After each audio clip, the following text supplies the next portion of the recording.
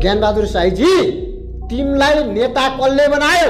तिम्रा बाउहरूले तपाईँको सहकारी ठगे, के गर्छौ तिमीहरू? तिम्रा बाउहरूले सिंहदरबार जलाए, के गर्छौ तिमीहरू?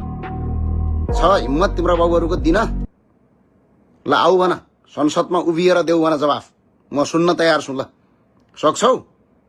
झुटो समाचार फैलाएको छ, दुनियाँ गरेको छ। स्पष्टका साथ म भन्छु, जापानमा हामी सुरक्षित छौँ र यो केटालाई हामी केस हाल्छौँ, मुद्दा हाल्छौँ यसलाई र पक्राउ गर्छौँ। र यदि खराने ग्याङका अध्यक्षहरूले यसलाई पक्राउ गरेनन् भने यिनीहरूका विरुद्धमा पनि हामी जान्छौँ। स्पष्टका साथ भनेको छु, क्लियर। र देशको प्रधानमन्त्रीले सुन्न मन छ भने सुने हुन्छ।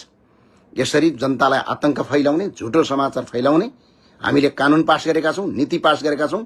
तिमीहरू मात्र यो देशको नागरिक होइन, अरू पनि देशको नागरिक छन्। अरू पनि देशमा जति नै तपाईँको उनीहरूको अधिकार छ।